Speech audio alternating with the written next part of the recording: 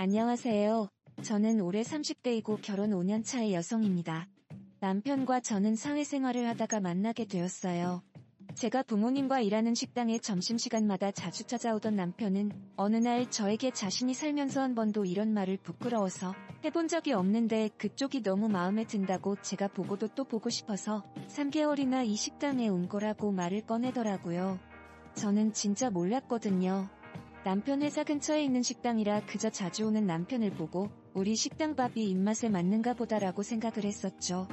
남편은 근처에 번듯한 회사를 다니고 있었습니다. 저는 대학을 졸업하긴 했지만 사실 그렇게 좋지 못한 대학이었고요.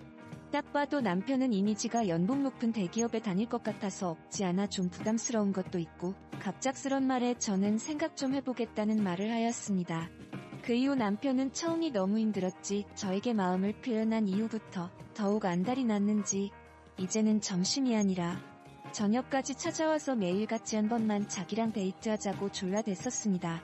결국 저의 부모님도 알게 되시고는 너털스레 웃으시면서 아 그래 저렇게 매달리는데 한 번은 만나나 줘보라고 말씀하시며 저 사람이 어떤 사람인지 기회는 줘도 되지 않겠냐는 말에 저는 기회는 무슨 그저 너무 잘난 사람이라 내가 나중에 까일까봐 걱정이라는 말에 부모님이 쓴 웃음을 지으시더군요.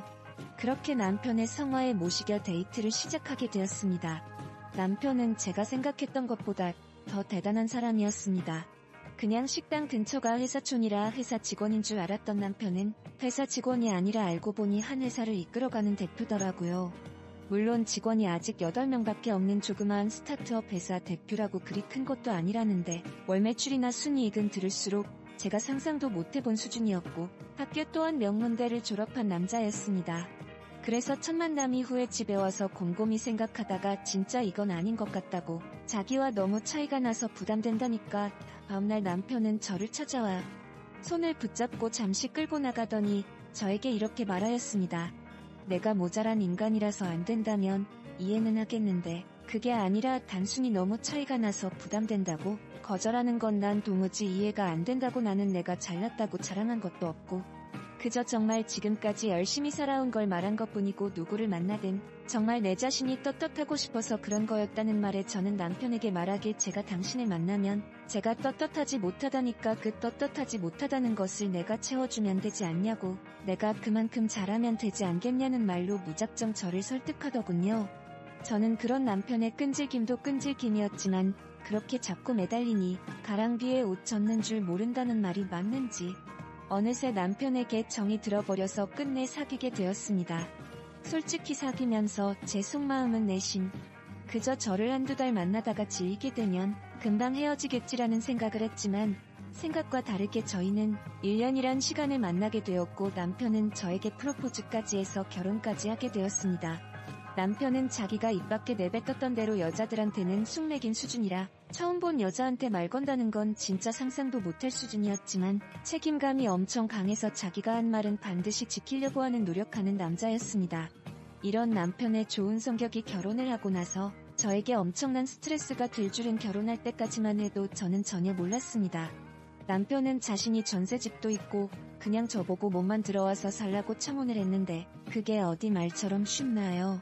저희 부모님도 그 이야기를 듣고는 그건 그렇게 하면 절대 안 된다고 안 그래도 남편에 비해서 모자란데 그렇게 정말 몸만 갖다가는 시댁에 무슨 소리를 들을지 모른다고 남편을 오히려 타박하시며 잠깐만 기다려보라고 말씀하셨고 그러곤 제 어머니는 무언가 깊은 곳에서 고이 간직하던 걸 꺼내오시더니 저희 이비 부부에게 말씀하셨습니다. 딸 결혼을 지원해주려고 정말 고이고이 조금씩 모아둔 돈이라며 1억이 들어있는 통장과 도장을 내주셨습니다. 그 이후로 제가 걱정되었던 건 바로 떨리던 시댁이었죠. 처음 시댁에 인사를 드리러 간 날 남편과 도련님 그리고 시부모님들이랑 첫 대면을 한 날이었는데 다들 저를 따뜻하게 맞이해주셨는데 시어머니는 자기 아들과 너무나도 모자란 제가 마음에 안 드셨는지 대놓고 무시하고 면박을 주시더군요. 시댁이 잘 사는 줄 알았지만 그것도 아니었습니다. 남편 스스로가 성공해 나가는 과정이라 본인 전세와 집 그리고 모은 돈이 꽤 있을 뿐이지 시댁은 그저 평범한 집안이었고요. 남편이 버는 돈의 일정 부분을 시댁 살림살이 넉넉해지도록 지원해주는 수준이었습니다. 시댁의 차와 가구, TV 등 전부 다 남편과 도련님이 해준 거더라고요. 도련님도 남편이랑 성격이 많이 닮았는데 무려 동생은 의사였거든요. 이 집은 자식 농사를 진짜 잘 지은 케이스였고 다행히 아들 둘 다 성격은 시아버지를 닮아서 책임감이 강하고 약자를 돌보는 그런 성격이었어요. 시모는 그런 아들 일세를 엄청나게 부리는 여자였습니다. 첫 만남부터 제가 그리 맘에 안 드는 걸 대놓고 표현했지만 상견례에서 부모님 앞에서까지 그럴 줄은 몰랐어요. 상견례 식당에서 종업원이 음식을 가져다 주자 음식 장사하는 것들은 몸에서 음식 냄새가 배어서 근처에만 가도 코가 막힌다는 말을 저한테 대놓고 할 정도였죠. 저밖에 못 들어서 다행이었지 누가 봐도 저와 제 부모님을 비하하는 발언인 것을 알았습니다. 제가 너무나도 서운해서 나중에 그런 사실을 남편에게 말하자 남편은 제가 잘못 들었겠지라며 믿질 않더군요. 자기 엄마가 돈은 좀 밝혀서 그렇지 그런 경우 없는 소리를 하시진 않을 거라면서요. 그래서 저는 시모의 발언에 대해서 제가 잘못 들은 거라고 세뇌했습니다. 그렇게 결혼을 하고 나서도 저는 부모님 식당에 나가서 일을 하자 시모는 어느 날 저를 불러서 언제까지 그 부업대기 같은 천한 일 계속할 거냐며 그것도 자기 아들 회사 근처에서 직원들한테 부끄럽게 뭐하는 짓거리냐며 저를 보자마자 소리를 질러대더군요. 저는 시모의 으름장에 순간 주눅이 들어서 아무 말도 못하고 있었고 심지어 시모가 말하는 욕을 다 듣고 있다가 집에 돌아와서 부모님께 시모가 자기 아들 직원들 다 다니는데 이러고 있는 게 맘에 안 든다고 했다고 하니 부모님께서도 그럴 수도 있겠다며 너도 그냥 가정주부로 이제 살으라고 우리도 이번에 건물 계약 기간 끝나면 옮길 거라고 하시더군요. 사실 저 때문에 옮긴 거였죠. 남편은 그 사실을 알고는 저희 부모님을 찾아가 만류했지만 막무가내로 진짜 부모님은 이사를 가셨습니다. 그때부터 저는 부모님 가슴에 못을 박았나 봅니다. 남편은 이왕 이렇게 된 거 그냥 저보고도 애 낳고 집에서 아이 육아에 힘써주면 훨씬 더 좋겠다며 자신이 더 열심히 일하겠다고 했습니다. 그렇게 제가 일을 안 나가게 되자 남편은 빠르게 아이를 가지고 싶어 했고 그렇게 저는 2달도 채 지나지 않아서 아이를 임신하게 되었습니다. 근데 제가 집에서 쉬고 있는 게 그리 못마땅한지 그때부터 시모가 저를 매일 같이 불러대더군요. 저희 집에서 시모집 가려면 나름 거리감 있는 1시간 거리인데 그걸 하루 이틀도 아니고 매일 같이 불러대서는 저에게 말하길 더 잘하는 일이나 한번 해보라고 말을 하더군요. 그게 무슨 말씀이시냐니까 시모는 저에게 짜증난다는 표정으로 얘가 왜 이리 말귀를 못 알아들어? 음식 만들고 청소하고 그게 너가 식당에서 하던 거잖아 라고 소리를 지르며 저를 그때부터 자기 식모처럼 부려먹기 시작하더군요. 그렇게 차비조차도 안 주면서 줄곧 불러내서 저를 막무가내로 부려먹었습니다. 그래도 배가 부르기 전까진 참았는데 어느덧 임신한 배가 점점 불러오고 제가 점점 몸이 무거워서 아이 때문에 몸도 무겁고 겁이 난다고 집에서 좀 쉬고 싶다고 말을 해도 시모는 저한테 소리를 질러대며 지금 시험이 말 무시하냐고 그깟 내 하나 배웠다고 유세 떠는 거냐고 누구는 아이 안 낳아봤냐고 꾀병 부리지 말고 당장 튀어오라는 말에 어쩔 수 없이 끙끙대며 몇 번 더 가게 되었고 뒤늦게나마 남편이 그 사실을 알고 시모랑 대판 싸운 걸로 압니다. 그 이후로 시모는 제가 출산하기까진 안 불렀지만 남편에게 요구하는 게 한두 가지가 아니었어요.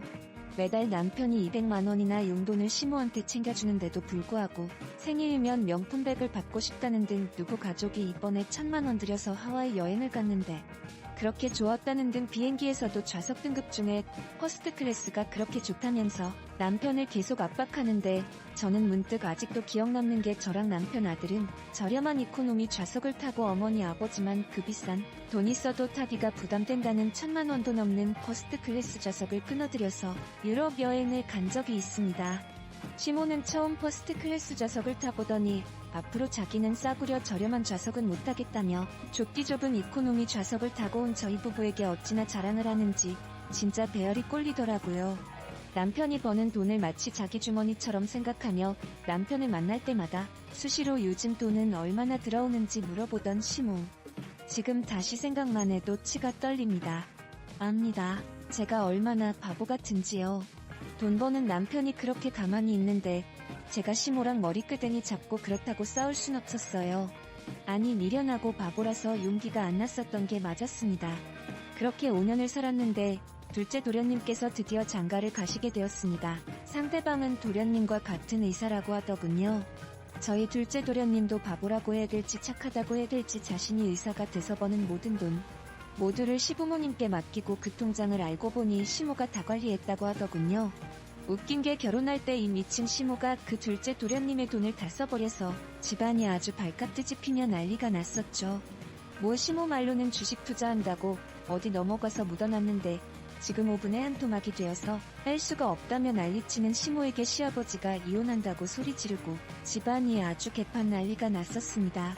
결국 착한 아들들이 그런 아버지를 말리고 도련님은 돈이야 뭐 다시 벌면 된다 말하고 제 남편이 급한 대로 일단 도련님에게 돈을 빌려주었습니다. 정말 이 사건 덕분에 그동안 시모가 관리하던 도련님 통장 그대로 돌려받았다네요. 새로 들어온 동서는 누가 봐도 저와는 완전 다른 당당하고 멋진 여자였습니다. 정말 저 같은 여자랑은 차원이 다른, 본인 자신에 대한 자신감이 매사에 넘치는지 기죽지도 않고 자신감 있게 답변을 다했고, 시모는 그런 동서가 맘에 안 드는지 동서가 나가고 나서 이죽이면서 한다는 말이 어디 어린 것이 새파랗게 눈을 뜨고 또박또박 말대꾸를 하냐며 혼잣말을 하는데 참 진짜 자기 꼴을 모르더군요. 그때부터 시모의 어줍잖은 동서길 들이기가 시작되었습니다. 저한테 한 짓거리를 동서한테 똑같이 하려 했지만 동서는 저와 다르게 만만치 않았어요. 시모 전화를 대놓고 무시하며 일한다고 바쁘다고 받지도 않았어요. 그 이후로 동서가 저한테 전화가 와서 말하길 형님 그동안 어떻게 이런 걸 당하고만 사셨냐며 자기는 절대 이렇게 못 산다고 말하더군요. 그때부터 동서와 시어머니의 신경전이 시작되었죠. 시어머니는 대놓고 둘째 도련님 돈들을 들고 가려고 하셨고 맨날 명품이다 어디 가고 싶다고 말하면 동서는 결혼할 때 한 푼 안 보태주셔놓고 바라시는 게 너무 많으시다고 면박을 주더군요. 진짜 옆에서 어찌나 속이 시원하던지 대박. 시어머니는 동서에게 그 말을 듣고는 얼굴이 울그락불그락해져서는 시모 말이 말 같지 않냐고 소리를 질러댔고 동서 역시 안 진다는 말투로 말 같은 소리를 해야 말을 듣죠. 어머님이 어디 나가서 1,000만 원 벌어와 보세요. 자기들 결혼식에 주식 도박질이나 하시다가 아들 돈까지 다 날려서 사실상 도움 하나도 준 것도 없으시면서 맨날 명품의 해외여행에 현실적으로 드라마 좀 그만 보시고 이제는 좀 정신 차리시라고 동서가 시모에게 쏘아붙이자 내심 저희 남편과 둘째 도련님도 맞다고 생각하는지 동서를 말리기는커녕 아무 말도 안 하고 있자 시모는 서럽다며 아이고 늙으면 죽어야 된다고 하더니 갑자기 짐을 싸서 나가버리더군요. 와 그날 동서랑 전화하면서 너무 속이 시원해서 고맙다고 했었죠. 그러더니 결국 사고를 쳤습니다. 이 미친 시모가 둘째 도련님 집에 찾아와서는 도련님한테 전화해서 음식을 사왔는데 정말 맛있는 거라고 집에 놔두고 갈 테니 집에 현관문 비밀번호를 받아서 아무도 없는 집에 문 따고 들어가 예물 반지랑 돈 되는 귀중품 싸그리 도둑질해서 나간 거였죠. 뭐 자기 딴에는 자기 아들과 며느리가 고소하겠냐 싶었겠죠. 화가 나서 저질렀다는 건 아는데 저희 동서가 보통 동서인가요?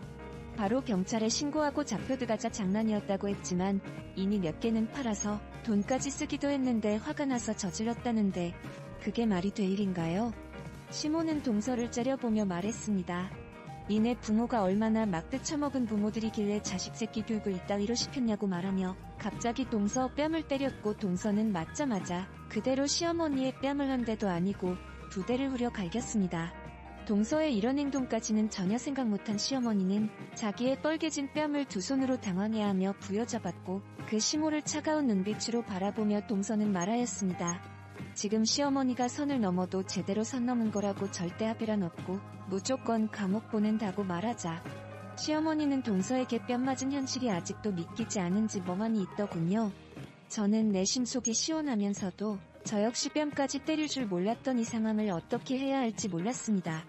사실 시어머니가 도가 지나치게 선을 넘은 건 맞았으니깐요. 속으론 박수라도 치고 있었네요. 도련님과 남편도 시어머니가 명확히 잘못한 거라 뭐라 말도 못하고 속은 시원한 것 같긴 한데 자기를 낳아준 엄마니깐 표현은 대놓고 못하는 그런 상황이 되자 시아버지는 막내 도련님 보고 미안해 네가 달래주라고 말씀하시며 저희 보고도 집에 일단 돌아가라고 말씀하셨습니다. 그 이후로 시아버지는 동서에게 연락해 이번 일은 시아버지 얼굴을 봐서라도 한 번만 없던 일로 하자고 해서 탄원서하고 다 처리했고 시어머니는 그 이후로 진짜 쥐죽은 듯이 삽니다. 시아버지가 한 번만 더 집안 분란 일으키면 쫓아낼 거라고 울음장났다네요. 저희한테 연락도 안 하고 이제 시댁집에 가면 시어머니는 그냥 조용히 식사만 하고 쥐죽은 듯이 지냅니다. 차만을 높은 줄 모르고 날뛰시더니 모두가 자기 편 안 들어주고 도둑질하다가 며느리한테 뺨까지 맞고서야 정신을 차리다니 동서의 시원한 성격이 참 부럽습니다.